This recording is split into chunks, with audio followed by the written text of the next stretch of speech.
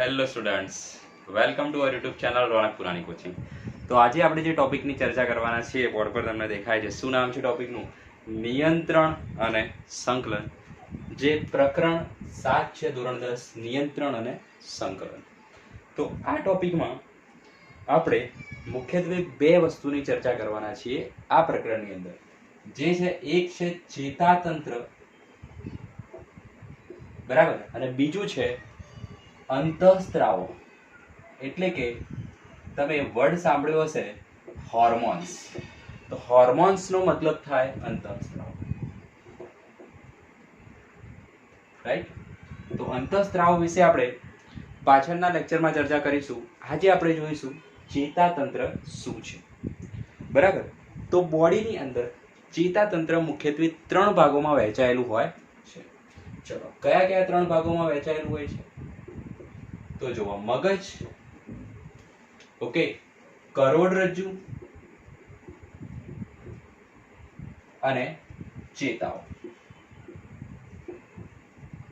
ચેતાઓને આપણે સમજી શકીએ ચેતાપેશી.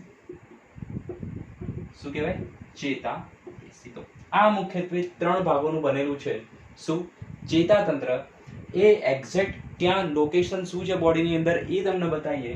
તો એના માટે આપણે દોરી દઈએ એક બોડી. ઓકે, આને આપણે નામ આપીશું બાબડો. ચાલો, તો આ રીતે એક બોડી આપણે ડ્રો કરી દઈએ છીએ.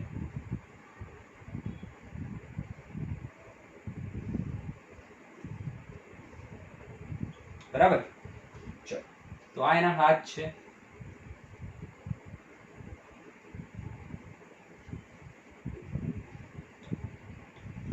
બાબલો તૈયાર. ચલો, તો અહીંયા આવેલું હોય છે શું? મગજ. આ પોર્શન શું છે? મગજનો પોર્શન છે, રાઈટ? આ થશે મગજ. ચલો, મગજમાંથી જ નીકળતો એક ભાગ છે જે આપણી બોડીના પાછળના ભાગે હોય છે. પાછળના ભાગે એકદમ સેન્ટરમાં, મધ્યમાં હોય છે, બરાબર. મણકા જે આપણે કહીએ છીએ, બરાબર, અલગ અલગ. એને શું કહેવાય? તો એને કહેવાય કરોડરજ્જુ. બરાબર, ખાસ સમજો આ વસ્તુ. આને શું કહીશું આપણે? કરોડરજ્જુ કહીશું, રાઈટ? મગજ થઈ ગયું, ઓકે. કરોડરજ્જુ ખ્યાલ આવી ગયો ક્યાં હોય. હવે ચેતાઓ ક્યાં હશે? જેને શું કહેવાય? ચેતાપેશી ક્યાં હશે?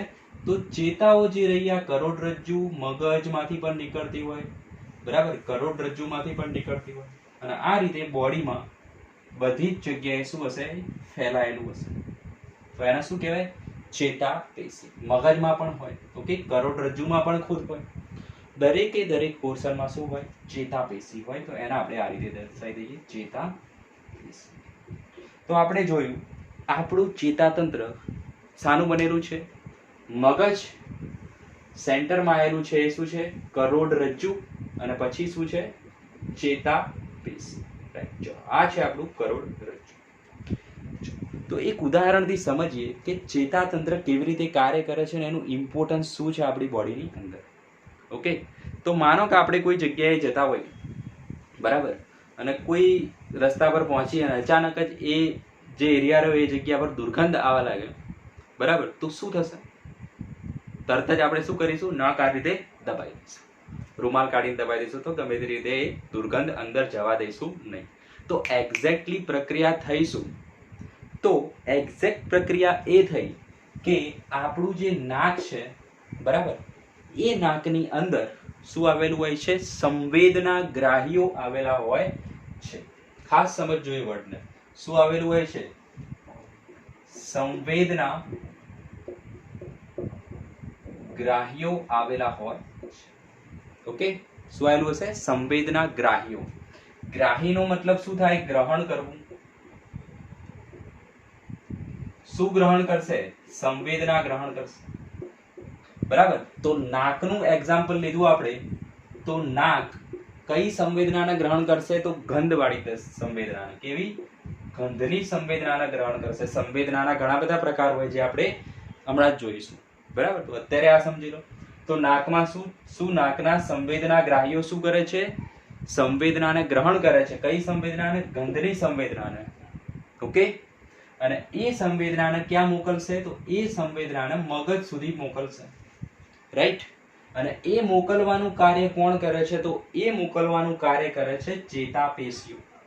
ઓકે, તો નાકથી સંવેદના ગ્રાહીઓથી એ જે સંદેશો છે, જે ઇન્ફોર્મેશન છે ગંધની, એ મગજ સુધી પહોંચાડશે અને મગજ આપણને પછી શું આપશે? ચેતાઓ દ્વારા માહિતી આપશે. કોને? હાથને અથવા તો આપણી બોડીને, જે શું કરશે? રૂમાલ આગળ લાવી દેશે. તો આ રીતે ટોટલ પ્રક્રિયા થતી હોય છે મગજના કંટ્રોલ દ્વારા. બરાબર, તો એ જ કામ છે ચેતાતંત્રનું. ખ્યાલ આવી ગયો? આ આપણે એક ઉદાહરણથી સમજીએ. ચલો, સંવેદના ગ્રાહીઓનું બીજું નામ છે રિસેપ્ટર્સ. એ પણ લખી દો તમે. શું નામ છે? રિસેપ્ટર્સ. એ પણ ઇમ્પોર્ટન્ટ વસ્તુ છે. તો હવે આપણે જોઈએ સંવેદના ગ્રાહીઓ બોડીમાં બીજા કયા કયા આવેલા છે, એની ડિટેલ જોઈએ.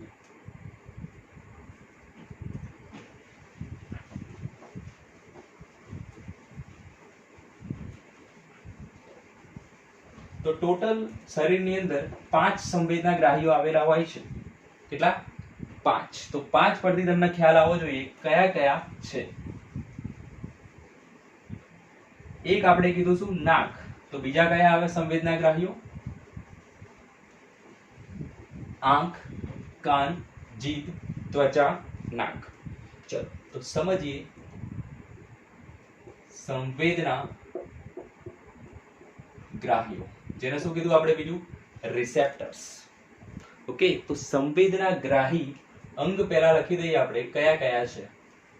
તો સંવેદના ગ્રાહી અંગ પહેલું આપણે એક્ઝામ્પલ લીધું, ચલો કાન લઈ લઈએ. ઓકે, પછી લઈએ નાક, આંખ. ચલો, કાન, નાક, ઓકે, આંખ, રાઈટ. પછી શું આવશે? સ્કિન એટલે કે ત્વચા. બરાબર, જેને આપણે શું કહીએ છીએ? ચામડી. અને પછી આવશે શું? જીભ. ચલો, તો આ થઈ ગયા 5 સંવેદના ગ્રાહીઓ અંગો, જેને કહેવાય સેન્સરી ઓર્ગન્સ. જે શું કરે છે? સેન્સ કરે છે કોઈ બી વસ્તુનું, એટલે કે સંવેદનાને ગ્રહણ કરે છે. તો કઈ વસ્તુ કઈ સંવેદનાને ગ્રહણ કરે છે આપણે લખીએ અહીંયા. સંવેદના કઈ સંવેદનાને ગ્રહણ કરે? તો કાન કઈ સંવેદનાને ગ્રહણ કરશે? અવાજને ગ્રહણ કરશે. રાઈટ? શું? અવાજ. ક્લિયર?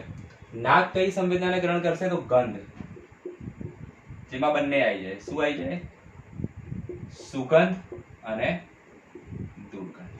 ચલો, પછી છે આંખ. તો આંખ શું ગ્રહણ કરશે? આંખ પ્રકાશને ગ્રહણ કરશે. પ્રકાશની સંવેદનાને ઓળખે છે આંખ. બરાબર, જેનાથી શું મળે આપણને? દ્રષ્ટિ. તો પ્રકાશની સંવેદના અથવા શું? દ્રષ્ટિ. પ્રકાશ પડે ત્યારે તો આપણે જોઈ શકીએ. ઓકે, પછી છે ત્વચા. તો ત્વચા કઈ સંવેદનાની સમજે છે? તો ત્વચા એ સ્પર્શની સંવેદનાને સમજે છે. સ્પર્શ કરો તો ખ્યાલ આવે ત્વચાનો. ક્લિયર? જીભ. તો જીભ આવશે સ્વાદની સંવેદનાને સમજે છે. કેવી? સ્વાદ. ગળ્યો છે, મીઠો છે, ખારો છે, તુરો છે, શું છે. રાઈટ? ચલો, તો કાનની અંદર એ ક્યાં જોવા મળે છે? તો એ જોવા મળે છે અંતઃકર્ણમાં. ઓકે, કાનના 3 ભાગ હોય મુખ્યત્વે: અંતઃકર્ણ, મધ્યકર્ણ અને બાહ્યકર્ણ. તો એ જે સંવેદના છે અવાજની સંવેદના, એ ક્યાંથી ગ્રહણ થતી હોય છે? અંતઃકર્ણથી ગ્રહણ થતી હોય છે. નાક, આંખ, ત્વચા અને જીભ. નાકમાં ક્યાં હોય? તો નાકના અધિચ્છદીય સ્તરમાં. ક્યાં હોય? અધિચ્છદમાં, એટલે કે અંદરના પોલાણની સાઈડ. રાઈટ? એને શું કહેવાય? અધિચ્છદીય સ્તર કહેવામાં આવે છે. ઓકે, તો આ તો એમની શું થઈ? સંવેદના થઈ. તો સંવેદના ઉપરથી જ એની અંદર શું આવેલા હોય? સંવેદના ગ્રાહીઓ. અને સંવેદના ગ્રાહીઓ શું છે? તો સંવેદના ગ્રાહીઓ જે રહ્યા એ કોષોનો સમૂહ હોય છે. બરાબર, શું હોય છે? ચોક્કસ કોષોનો સમૂહ.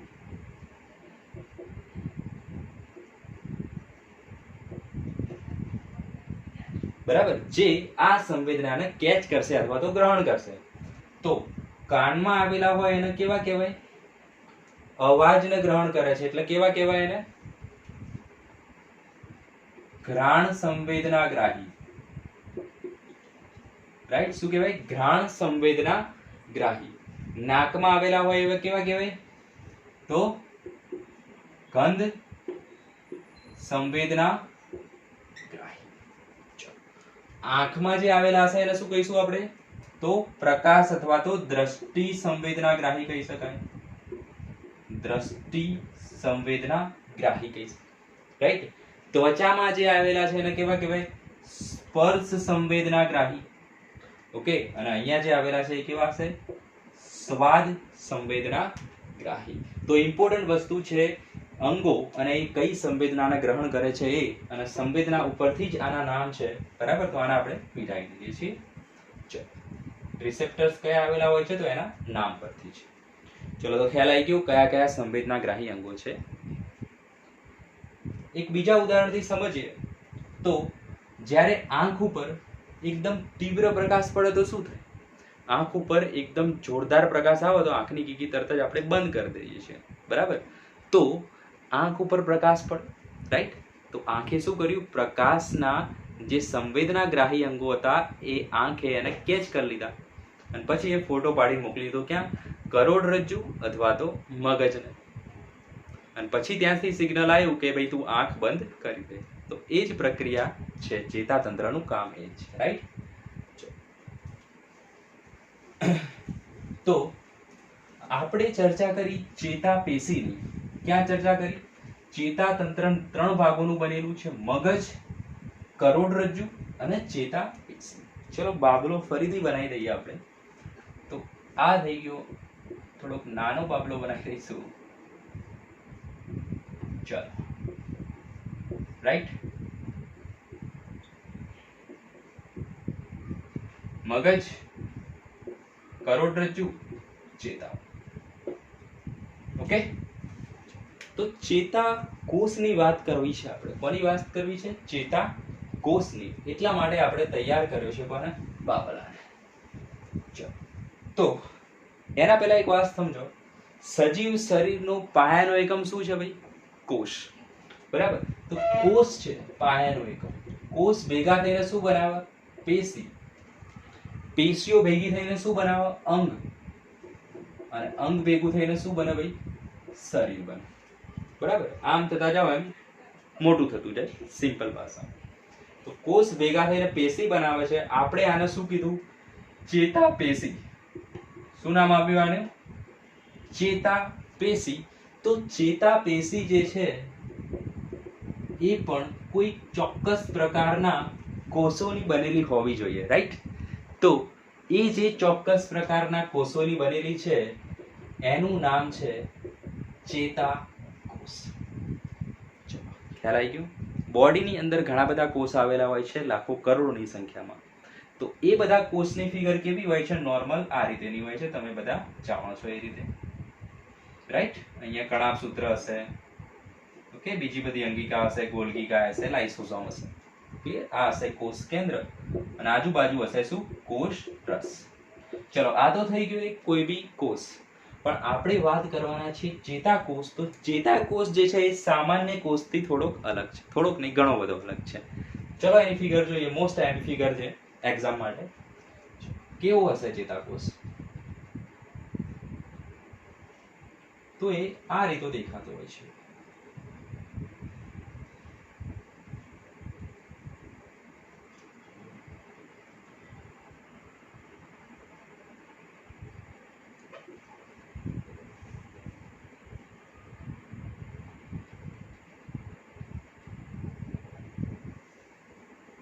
આ રીતે દેખાશે ચેતાકોષ.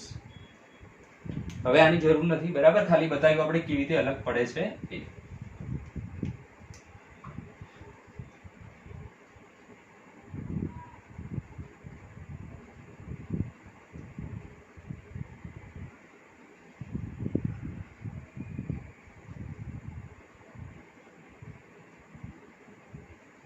ચાલો, તો આ થઈ ગયું ચેતાકોષની રચના.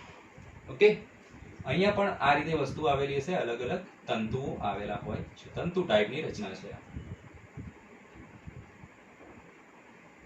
ઓકે.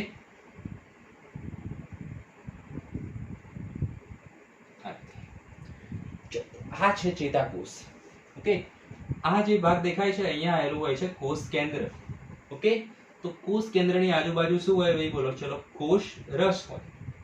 ઓકે. તો આને બતાવી દઈએ આપણે કોષ કેન્દ્ર. આ શું છે? કોષરસ. ઓકે, અને આ જે આખો ભાગ દેખાય છે એને શું કહેવાય?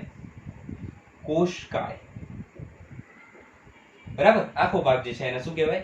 કોષકાય કહેવાય. કાય મતલબ શું થયું? કાયા. કાયા મતલબ શું થયું? બોડી. તો આ જે ચેતાકોષ છે એની મેઇન બોડી શું છે? આ છે. એટલા માટે એનું નામ શું છે? કોષકાય છે. રાઈટ? ચલો, હવે બે ભાગમાં વહેંચાયેલો છે ચેતાકોષ મુખ્યત્વે. એક છે આ જે ભાગ દેખાય છે એને કહેવાય શિખાતંતુ. શિખાતંતુ. ઓકે, જે ક્યાં છે? આને શું કહીએ આપણે? માથું. બરાબર, આખા કોષનું આને શું કહેવાય? માથાનો ભાગ, એટલે કે શિર. ઇમ્પોર્ટન્ટ વસ્તુ છે, લખો ખાસ. શું છે? માથું અથવા તો શિર. ચલો, ઇમ્પોર્ટન્ટ વસ્તુ છે. અને આ જે ભાગ છે એને શું કહેવાય? પૂંછડી. ઓકે, આને શું કહેવાય? પૂંછડી. અને એનું નામ છે અક્ષતંતુ. ચલો, માથું અથવા શિર તમારે ક્યાંય ફિગરમાં લખવાનું નથી એક્ઝામમાં, ખાલી યાદ રાખવા માટે લખાયું છે. કેમ લખાયું છે તો સમજો. ચલો, આ જે ભાગ છે એ શિખાતંતુ છે ને આ જે ભાગ છે એ અક્ષતંતુ છે. તો એને યાદ કઈ રીતે રાખશો? તો આ જે છે એ શું છે? પૂંછડી છે. તો આ શું હોય? શિર હોય. રાઈટ? તો શિર ઉપરથી જે તંતુ છે એને શું કહેવાય? સી ઉપરથી શિખાતંતુ. ઓકે, તો શિખાતંતુ અને અક્ષતંતુમાં ભૂલ ના થાય એના માટેની ટ્રીક શું છે?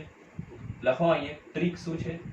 તો શિર ઉપરથી શિખાતંતુ. ચલો, ખ્યાલ આવી ગયો? શિર ઉપરથી શિખાતંતુ. ક્યારેય ભૂલ ના થાય, પૂછાઈ શકે છે એક્ઝામ. ચલો, તો આ પૂંછડી જેવો જે ભાગ છે અક્ષતંતુ, બરાબર, એ આગળ જતા બીજા તંતુમાં પરિણમે છે. તો એ ભાગને શું કહેવાય? ચેતાંત કહેવામાં આવે છે. શું કહેવામાં આવે છે? ચેતાંત કહેવામાં આવે છે. આ જે ભાગ છે એ પણ અક્ષતંતુનો જ એક ભાગ છે. બરાબર, તો અક્ષતંતુનો જે અંતનો ભાગ છે એને શું કહીશું આપણે?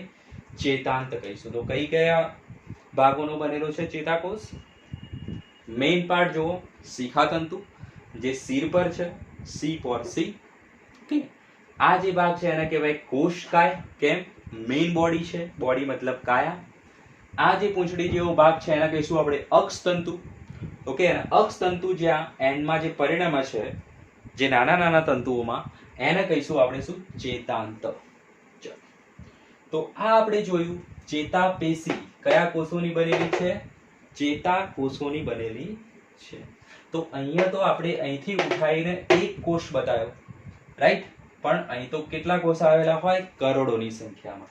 આ આપણે એક ઝૂમ કરીને બતાવ્યો છે. આવા તો કરોડો કોષો આવેલા હોય, બરાબર, બોડીની અંદર. રાઈટ? તો હવે જોઈએ એકચ્યુઅલમાં તંત્ર કેવું દેખાતું હોય છે. ચલો, તો ચેતાકોષની રચનાની ફિગર ડ્રો કરી દો. ઓકે, ચલો, પાણી પી लिया जाए तब तक.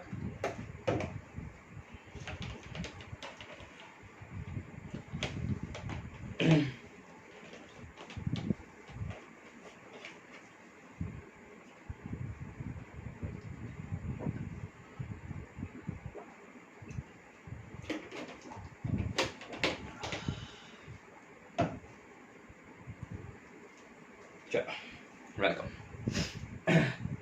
તો આ થઈ ગઈ ચેતાકોષની રચના.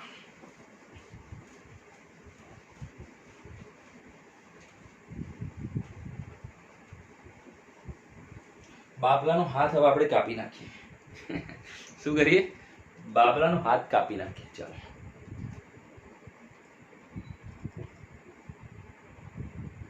ઓકે. તો ચેતાકોષ એક્ઝેક્ટલી કેવા આવેલા હોય? અહીંયા શું એવી સ્કિન હોય, રાઈટ? તો ચેતાકોષની આપણે એક ફિગર ડ્રો કરી દઈએ હમણાં સાઈડમાં. એને સાદી ફિગર બનાવી દઈએ તો એ કંઈક આ રીતેની હોય છે. ઓકે, સાદી ફિગર બનાવી દીધી. ચલો, આ છે કોષકાય, શિખાતંતુ, અક્ષતંતુ, ચેતાંત. ક્લિયર? તો એવો ચેતાકોષ આપણે અહીંયા બતાવી શકીએ? ચલો, બિલકુલ બતાવી શકીએ.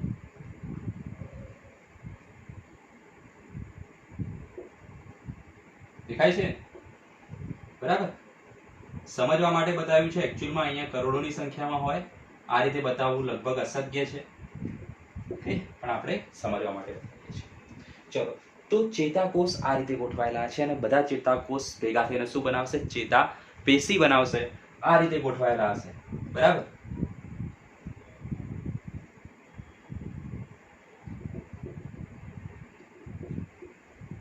ઓકે, ચલો અહીંયા ખાલી 2 ચેતાકોષ બતાવી દઈએ આપણે, એટલે વધારે ક્લિયર થશે. આખા હાથમાં બતાવ્યું છે.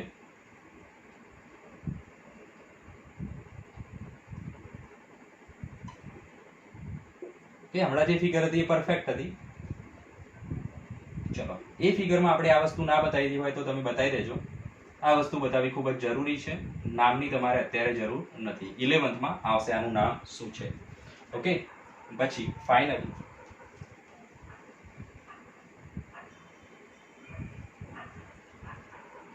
ચેતાંત. ઓકે, બીજો ચેતાકોષ અહીંયા આવેલો હશે, જે ફિગરમાં દેખાય છે, બરાબર. એક પૂરો થાય તરત જ બીજો આવે છે. બીજો ચેતાકોષ આ રીતે આવેલો હશે.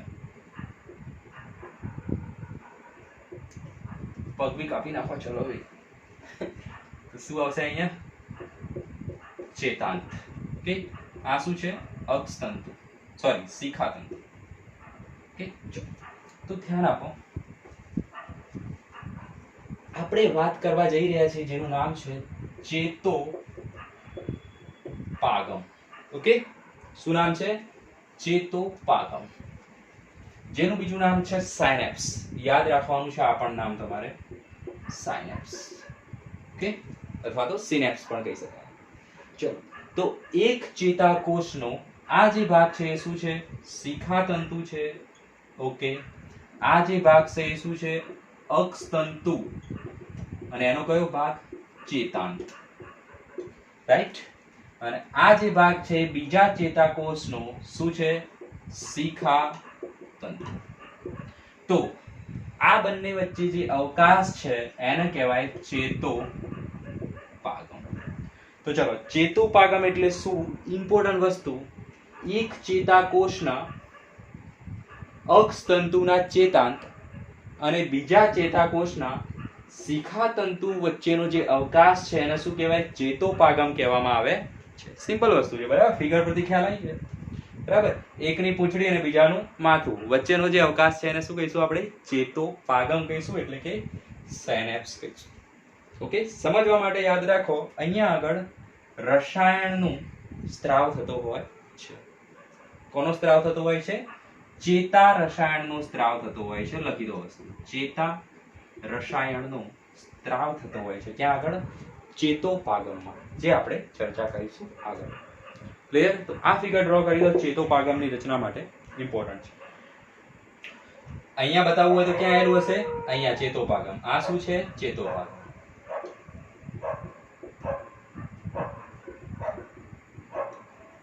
રાઈટ.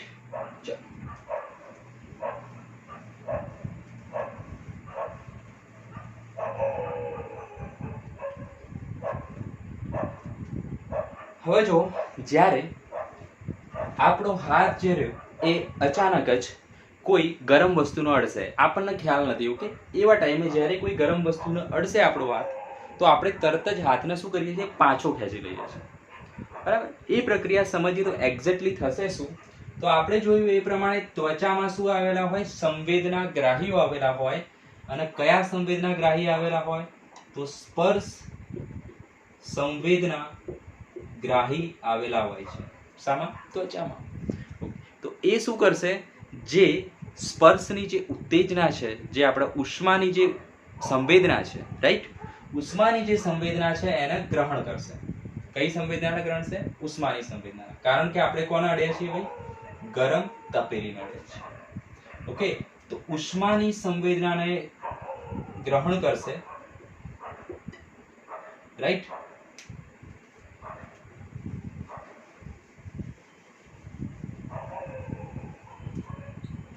ઉષ્માની સંવેદનાને એ ગ્રહણ કરશે. કોણ ગ્રહણ કરશે? તો સંવેદના ગ્રાહી. ઓકે, અને એના જે ચેતાકોષ હોય એના પર આવેલા શિખાતંતુ ગ્રહણ કરશે. કોણ ગ્રહણ કરશે? તો શિખાતંતુ ગ્રહણ કરશે. તો ઉષ્માની સંવેદનાને કોણ ગ્રહણ કરશે? શિખાતંતુ ગ્રહણ કરશે. અને હવે એ જે સંવેદનાથી કન્વર્ટ થશે શામાં? ઉર્મી વેગમાં. જેને કહેવાય વિદ્યુત આવેગ. ઓકે, શામાં કન્વર્ટ થશે? ઉર્મી વેગમાં, જેને કહીશું આપણે વિદ્યુત આવેગ. અને એ ક્યાંથી પસાર થશે? તો શિખા તંતુએ ગ્રહણ કર્યું. શું ગ્રહણ કર્યું ભાઈ? ઉષ્માની સંવેદના. પછી એ ઉર્મી વેગમાં કન્વર્ટ થશે અને એ પહોંચશે ક્યાં? કોષ કાયમાં. ઓકે, ચેતાકોષ કાયમાં પહોંચશે. કોણ? ઉર્મી વેગની સંવેદના અથવા તો વિદ્યુત આવેગ એટલે કે કરંટના ફોર્મમાં આવી જશે. ઓકે, એ કરંટ હવે અહીંયા આવશે કોષ કાયમાં, ત્યાંથી પહોંચશે અક્ષ તંતુમાં, અક્ષ તંતુમાંથી ચેતાંતમાં જશે. ઓકે, અને ચેતાંત પછી એ ક્યાં પહોંચશે? તો અહીંયા હશે બીજો કોઈ ચેતાકોષ આવેલો હશે. રાઈટ, એના શું છે? શિખા તંતુ છે. તો અને આ જે ભાગ છે એ શું છે? ચેતો પાગમ છે. ઓકે, તો એ જે ઉર્મી વેગ છે અથવા વિદ્યુત આવેગ છે એ હવે ચેતોપાગમમાં પહોંચશે. ત્યાં આગળ ચેતા રસાયણ રિલીઝ થશે, ફરીથી ઉર્મી વેગમાં કન્વર્ટ થશે અને એ બીજો ચેતાકોષના શિખા તંતુ એને ગ્રહણ કરી લેશે. ખ્યાલ આવી ગયો વસ્તુમાં? હું જે બોલું છું એ લખતા જાઓ વસ્તુ. ક્લિયર? તો સ્પર્શના સંવેદના ગ્રાહીઓ ઉષ્માની સંવેદનાને ગ્રહણ કરે છે, એટલે કે એને ગ્રહણ કરે છે ચેતાકોષના શિખાતંતુ. એ વિદ્યુત આવેગમાં કન્વર્ટ થશે, પછી એ પહોંચશે ક્યાં? કોષકાયમાં. કોષકાયમાંથી અક્ષતંતુમાં, અક્ષતંતુમાંથી ચેતાંતમાં અને ચેતાંતમાંથી ચેતોપાગમ. બે ચેતાકોષ વચ્ચેનો અવકાશ. ઓકે, ત્યાંથી એ બીજા ચેતાકોષમાં, ત્રીજા ચેતાકોષમાં, એમ થઈને આ આખું વહન થશે. બરાબર, ચેતાઓ દ્વારા અને પહોંચશે ક્યાં આગળ? તો પહોંચશે અહીંયા. આ શું છે? કરોડરજ્જુ. આ છે મગજ. ક્લિયર? તો પહોંચશે ક્યાં? કરોડરજ્જુમાં. ખ્યાલ આવ્યો? કરોડરજ્જુમાં પહોંચશે અને કરોડરજ્જુ જ એને આદેશ આપી દેશે કે ભાઈ તારો હાથ પાછો ખેંચી લે. બરાબર, તો એ આદેશ પણ આ જ રીતે પહોંચશે. ઓકે, એ આદેશ પણ આ જ રીતે પહોંચશે, એટલે કે ચેતાકોષ દ્વારા જ પહોંચશે. બરાબર, રિવર્સ આવશે. આ જે રીતે ગયો એ જ રીતે ચેતાકોષો દ્વારા પાછો આવશે અને આપણે હાથ પાછો ખેંચી લઈએ છીએ. તો આ પ્રક્રિયામાં તમે નોંધ્યું કે અહીંયાથી જે સંવેદના હતી અથવા તો જે મેસેજ હતો એ મગજ સુધી પહોંચ્યો નથી. રાઈટ? કોને ડિસિઝન લઈ લીધું?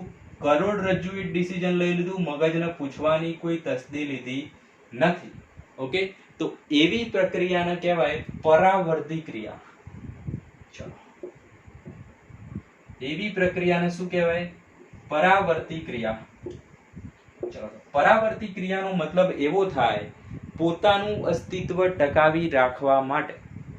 બરાબર, મગજની કોઈ પણ સૂચનાની જાણ બહાર.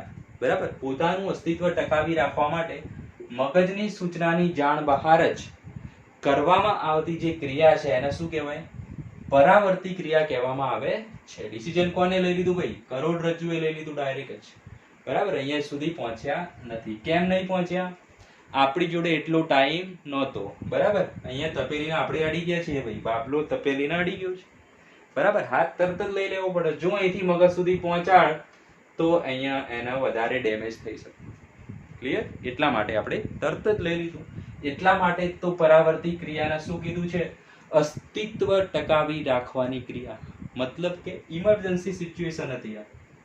રાઈટ? ચલો, તો આપણે ટોપિક જોયો ચેતાકોષ. બીજો ટોપિક જોયો આપણે પરાવર્તી ક્રિયા. આ આખી જે ક્રિયા સમજ્યા છે એ છે પરાવર્તી ક્રિયા. બીજું એક એક્ઝામ્પલ આપણે ક્રિકેટનું લઈએ. બરાબર, તો આંખનું એક્ઝામ્પલ લઈએ.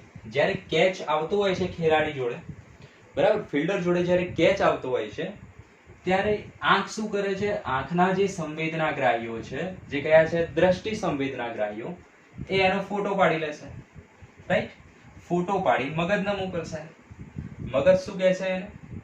કે ભાઈ કેચ થઈ જાય એવો છે, તું ડાઈવ લગાવી દે. ખ્યાલ આવ્યો? જો કેચ થઈ જાય એવું હોય તો મગજ ઇન્સ્ટ્રક્શન આપશે બોડીને, કેચ થઈ જાય એવું છે તો ડાઈવ લગાવી દે. ફિલ્ડર ડાઈવ લગાવીને એને કેચ કરવાનો ટ્રાય કરશે. તો એ શું છે? એક જાતની ક્રિયા થઈ ચેતા તંત્રની. ચલો, હવે જોઈએ આપણે ઇમ્પોર્ટન્ટ વસ્તુ જે છે પરાવર્તી કમાન. શું છે? પરાવર્તી ક્રિયા પરથી પરાવર્તી કમાન. ચાલો તો એક ફિગર દ્વારા સમજી લઈએ સિમ્પલ. હવે બાબલોના હાથ ને બધું દોરીશું નહીં. ચાલો તો આ છે અંગ છે જે કયું છે? સંવેદનાગ્રાહી અંગ છે. તમારે શું સમજવાનું? આંગળી. ઓકે, આંગળી તપેલીને અડી ગઈ છે, સંવેદનાગ્રાહી અંગ છે. અહીંથી શું નીકળશે? મતલબ કે અહીંથી જે સંવેદના છે એ કોણ લઈ જશે? ચેતાકોષ લઈ જશે, ચેતાઓ લઈ જશે. એને કહેવાય સંવેદી ચેતા. શું કહેવાય? સંવેદી ચેતાઓ. ચલો ઓકે, ક્યાં લઈ જશે?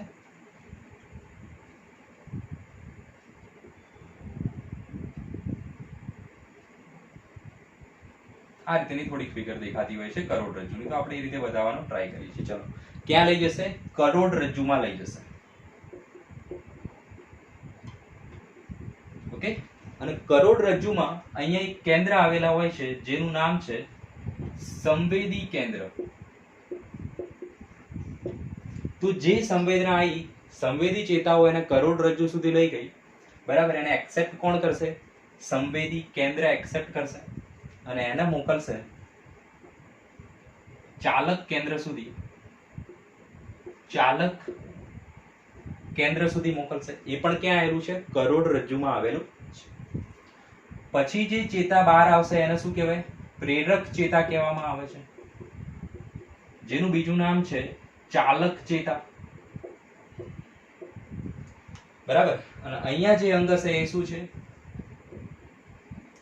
એ છે પ્રતિચારક અંગ.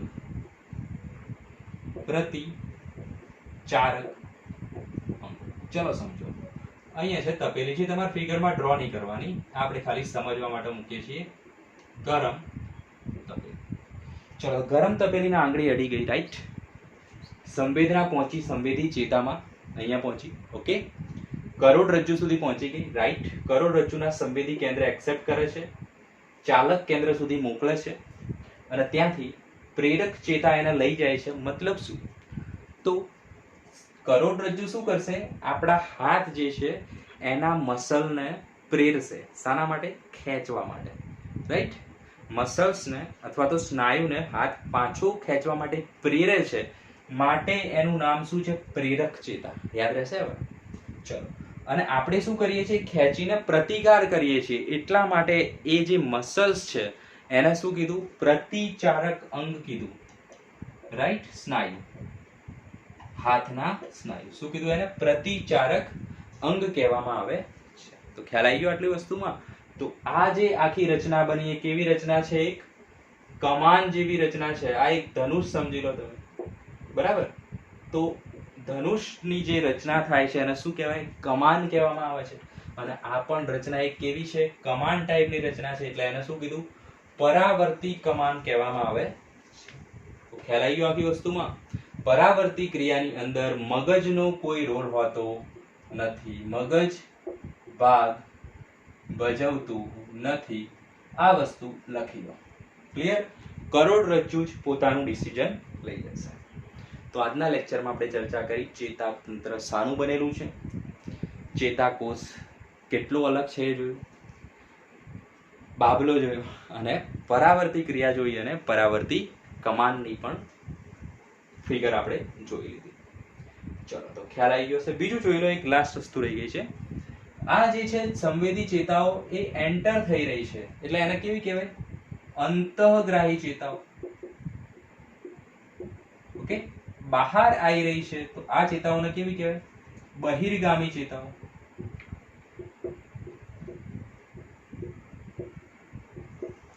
કેવી કહેવાય? અંતઃગામી ચેતાઓ. આને કેવી કહેવાશે? બહિર્ગામી ચેતાઓ. તો નામ બધા અલગ અલગ છે, પણ સમજશો તો ગોખવું પડશે.